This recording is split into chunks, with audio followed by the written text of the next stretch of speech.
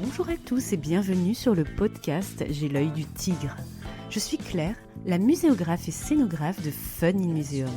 Mon métier, c'est d'aider les musées, les équipements touristiques et tous les professionnels du patrimoine à trouver des solutions pour booster, rendre waouh l'expérience de leurs visiteurs. Chaque semaine, je vous donne les stratégies, les astuces et surtout de la bonne humeur pour réinventer avec moi le monde des musées, les rendre plus fun et vraiment accessibles à tous.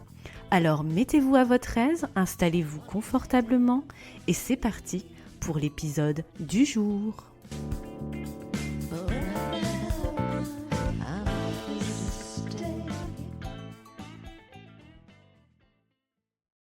Pourquoi la sobriété écologique et économique fait peur à nos musées et autres sites patrimoniaux? Bonjour et bienvenue sur le podcast J'ai l'œil du tigre numéro 123. En ce mois de mai 2025, je vous propose un soupçon de respiration, de douceur et de résilience dans un climat général de sobriété et d'austérité pour notre monde de la culture et des musées, particulièrement en France. J'ai envie de vous proposer un épisode issu de mon retour d'expérience en tant que formatrice pour les professionnels de la culture et des musées sur les thèmes du développement durable, de l'éco-conception et de l'économie circulaire. J'avais envie de vous livrer certains éléments clés de mes conversations avec des agents de terrain qui souhaitent, comme moi, développer un musée plus engagé, plus éthique, plus inclusif, plus durable et surtout sans washing. Dans cet épisode, nous allons d'abord parler de la notion de sobriété avec son contraire plutôt drôle, l'ébriété. Nous allons ensuite énumérer toutes les raisons qui font qu'il est difficile aujourd'hui, malgré toutes les meilleures volontés du monde, de développer des projets éco-responsables qui fassent l'unanimité.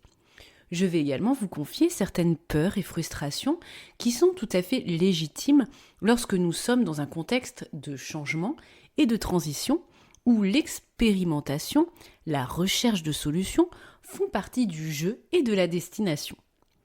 Pour commencer donc, arrêtons-nous un instant sur la notion de sobriété. Ce mot, nous l'entendons à toutes les sauces, quel que soit notre statut, que l'on soit agent, fonctionnaire ou un prestataire de service comme moi. On nous dit très fréquemment qu'il faut faire mieux avec moins. Mieux avec moins de temps, souvent dans des calendriers impossibles. Je vous renvoie au petit bottage de fesses en description de cet épisode.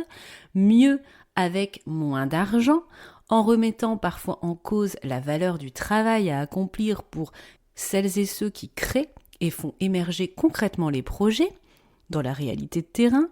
Mieux avec moins de personnes dans l'équipe pour mener à bien les projets de manière réaliste et confortable, et parfois même mieux avec moins de jus de cerveau, puisque l'IA, l'intelligence artificielle, n'est-ce pas, est là pour remplacer nos compétences et nos remue-méninges. Vu comme ça, sur le terrain, je vous comprends que la notion de sobriété vous fasse fuir et que vous la voyez comme un frein, un obstacle énorme au quotidien. Mais personnellement, moi qui aime les projets agiles et les missions impossibles, je vois dans la sobriété de nouveaux challenges, mais aussi une grande responsabilité auprès de la planète et des hommes. Pour moi, la sobriété est surtout une manière de répondre aux enjeux d'aujourd'hui. Proposer un musée et une culture plus engagés, plus durables, plus écologiquement responsables, plus économiquement responsables, avec des projets davantage porteurs de sens et de valeur. Car souvenez-vous, si vous avez écouté les épisodes de la playlist Green sur le développement durable, on sait très bien que le développement durable est la fusion entre trois pôles. 1. Faire du bien pour la planète et ses ressources avec une empreinte écologique moindre sur l'environnement. 2. Faire du bien à l'économie par une chasse au superflu, et on sait qu'il y a quand même parfois des abus, et une chasse à l'ébriété, tout en garantissant une bonne répartition des richesses et en garantissant la qualité des projets. Et 3, faire du bien à la société, au bien-être des usagers, qu'il s'agisse des visiteurs, de nos sites muséaux ou patrimoniaux, mais aussi des usagers, nous, gens de musée. Faire du bien aux gens de musée. Ainsi, c'est bien la combinaison des 3 aspects, l'environnement, l'économie, le social, qui font qu'un projet est réellement durable et éthique. Si vous zappez l'un de ces 3 pôles, par exemple, en imaginant une exposition ultra propre en termes de matériaux et d'énergie, et que vous la réalisez dans un calendrier impossible, ou en ne respectant pas les droits d'auteur des créateurs, et que vous souhaitez faire, comme souvent, un film hollywoodien avec les moyens techniques et financiers d'une série Z, eh bien non, votre projet ne sera pas durable. Pour faire un projet durable, il faut clairement se poser la question de nos valeurs. Pour faire un projet durable, il faut clairement se poser la question de nos valeurs, à la fois à échelle de la collectivité, à échelle collective, de l'institution, du territoire, de l'équipe, et se poser la question de nos valeurs à échelle de nous-mêmes sur le plan personnel, à échelle individuelle. Quelles sont mes valeurs à moi sur le plan de l'environnement, du social et de l'économie ? Quels sont les combats que je choisis en tant que professionnel et en tant que citoyen dans chacun de mes projets, dans chacun de mes choix au quotidien, à la maison et au bureau ? Est-ce que mes collègues sont prêts à se battre avec moi pour un projet réellement durable ? Pourquoi je vous pose toutes ces questions ? Parce que mener un projet réellement durable est difficile. C'est une stratégie de petits pas. C'est un choix de priorité. C'est un choix de combat pour lesquels il faut beaucoup d'agilité, d'adaptation et de résilience. Pourquoi ? Parce qu'il faut accepter d'échouer. D'avoir un plan A, B, C, D, E jusque Z, il faut accepter un inconfort par rapport à nos habitudes, trouver de nouveaux matériaux, trouver de nouvelles manières de faire, trouver de nouveaux types de collaborateurs, accepter qu'un projet prenne plus longtemps à émerger parce que justement nous sommes dans la recherche de solutions, et c'est aussi vouloir s'interroger sur plein de petits détails de notre quotidien. La prise en compte de l'autre, sa responsabilité à échelle collective, la prise en compte du bien-être des autres, mais aussi de soi lors de l'émergence d'un projet. Et on sait que ce n'est pas toujours facile et que c'est même souvent l'un des points les plus souvent zappés, parce que quand on pense développement durable, on pense surtout économie, réduire les dépenses, réduire l'impact écologique, notamment en termes de déchets, d'empreintes, mais que souvent l'aspect humain au cœur est contourné, oublié, voire malmené. Ainsi, si on s'arrête un instant, est-ce que vous pouvez me dire, est-ce que tu peux me dire quels sont tes combats au quotidien pour un musée plus engagé, plus éthique, plus inclusif et plus durable ? Il ne serait pas étonnant de voir qu'il y a l'un des 3 pôles qui est peut-être privilégié, voire peut-être l'un d'eux qui passe à la trappe. J'ai envie de vous détendre là-dessus. Lorsqu'on parle de projet durable, il est impossible d'être exemplaire partout.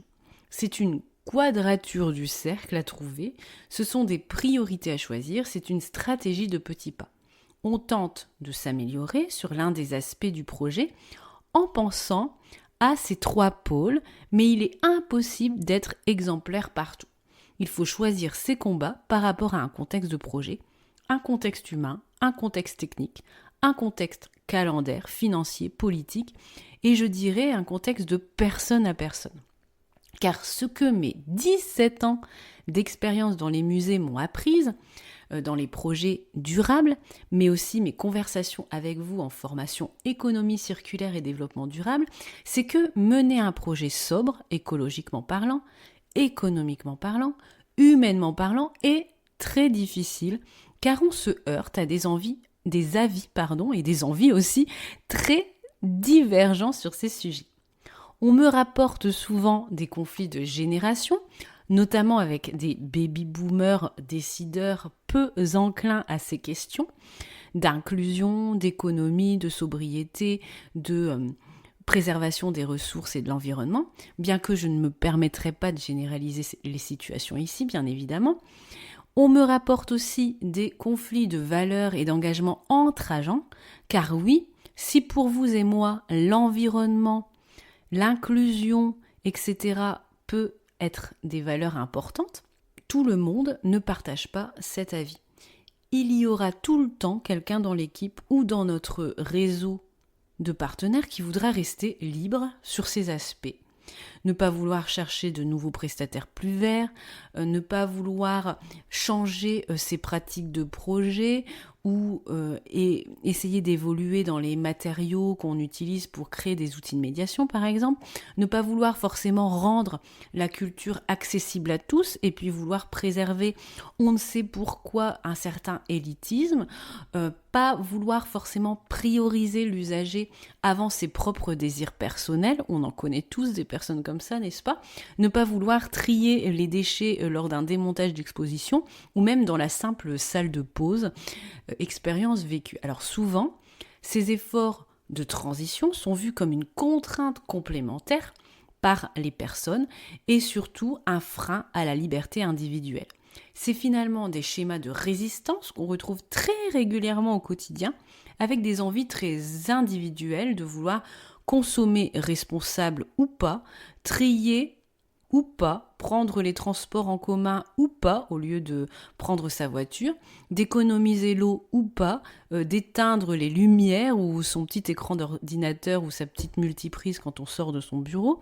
Tous ces petits gestes qui sont finalement des petits combats que l'on mène ou pas, ou qui dérangent quand on est plutôt réfractaire à ces notions de sobriété.